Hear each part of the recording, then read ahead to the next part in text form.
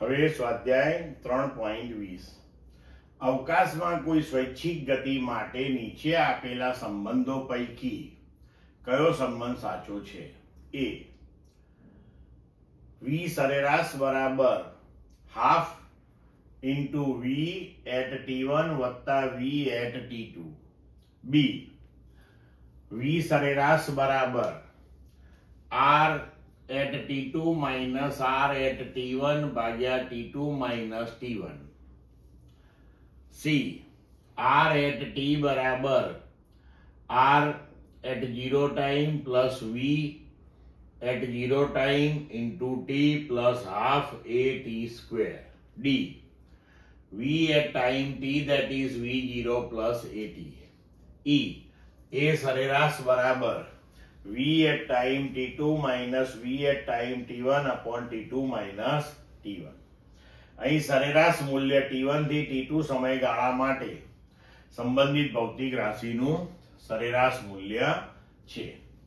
હવે જો અહીંયા શું કહ્યું છે કે અવકાશમાં કોઈ સ્વૈચ્છિક ગતિ માટે નીચેના સંબંધોમાંથી કયો સંબંધ સાચો છે? તો આપણે થિયરીમાં ભણી ગયા છીએ કે સરેરાશ વેગ બરાબર સ્થાનાંતર ભાગ્યા સમયગાળો, બરોબર? તો rt2 minus rt1 એ થયું આપણા માટે સ્થાનાંતર અને ભાગ્યા સમયગાળો, બરોબર છે?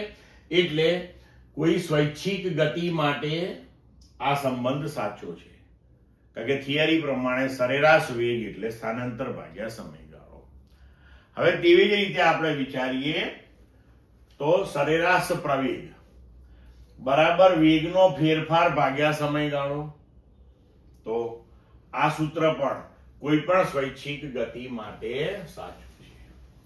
હવે બાકીના સૂત્રો જોઈએ કે સરેરાશ વેગ બરાબર પ્રારંભિક વેગ વત્તા અંતિમ વેગ ભાગ્યા 2.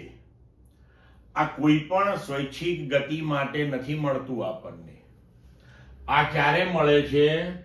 કે જ્યારે ગતિ અચળ પ્રવેગ વાળી હોય ત્યારે જ આપણને આ પ્રમાણે સરેરાશ વેગ મળે છે. પછી આ સૂત્ર કે r બરાબર r0 વત્તા v0 t plus half at square. તો આ સૂત્ર પણ આપણે અચળ પ્રવેગી ગતિના સમીકરણોની અંદર મેળવેલું છે.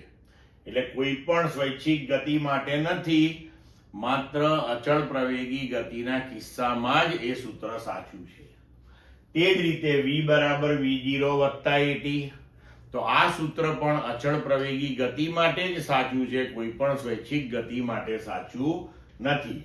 એટલે આપણે કહી શકીએ કે અવકાશમાં થતી કોઈ પણ યાદચ્છિક ગતિ માટે b અને e સાચા છે, જ્યારે બાકીના જે 3 સમીકરણ છે એ ત્યારે જ સાચા છે કે જ્યારે ગતિ અચળ પ્રવેગી ગતિ હોય, નહીતર નહીં. ક્લિયર મિત્રો?